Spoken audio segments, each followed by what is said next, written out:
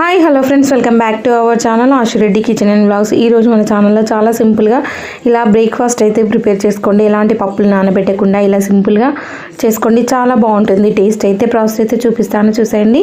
First అయితే ఒక bowl తీసుకొని అందులో 1 కప్పు వరకు గోధుమ పిండి, అలాగే 1 కప్పు వరకు రవ్వ వేస్తున్నాను. అలాగే అదే కప్పుతోటి 1/2 కప్పు వరకు పెరుగు యాడ్ చేసుకుంటున్నాను.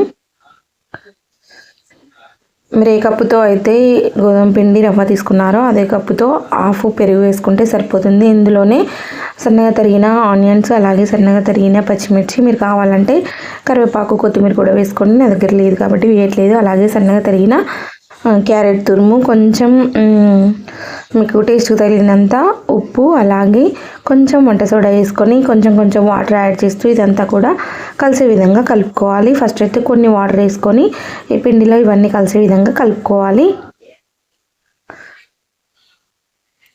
చూసారా, ఇలా అంతా కూడా ఒకసారి కలిపిన తర్వాత కొంచెం కొంచెం వాటర్ యాడ్ చేస్తూ ఇదంతా కలిసే విధంగా కలుపుకోవాలి. ఒకేసారి వాటర్ వేయకూడదు, లూజ్ అయిపోతుంది అనమాట. కొంచెం కొంచెం వాటర్ యాడ్ చేస్తూ మనకు పిండి అనేది మరీ లూజ్గా కాకుండా మరీ గట్టిగా కాకుండా కలుపుకోవాలి. నేను చూపిస్తున్నా చూడండి. ఇందులో అయితే ఒక చిటికెడు వంట సోడా వేసుకోండి. మీరు కావాలంటే వేసుకోవచ్చు, లేదంటే లేదు. ఇలా కొంచెం కొంచెం వాటర్ యాడ్ చేస్తూ ఇదంతా కలిపేసి ఒక 10 మినిట్స్ అయితే పక్కన పెట్టుకోండి. చూసారా, ఇదంతా కలిసే విధంగా కలుపుకొని ఒక 10 నిమిషాలు పక్కకు పెట్టుకుంటే మనకు తొందరగా అవుతాయన్నమాట. చాలా సింపుల్గా ఉంటుంది, తప్పకుండా ట్రై చేయండి నచ్చితే కనుక.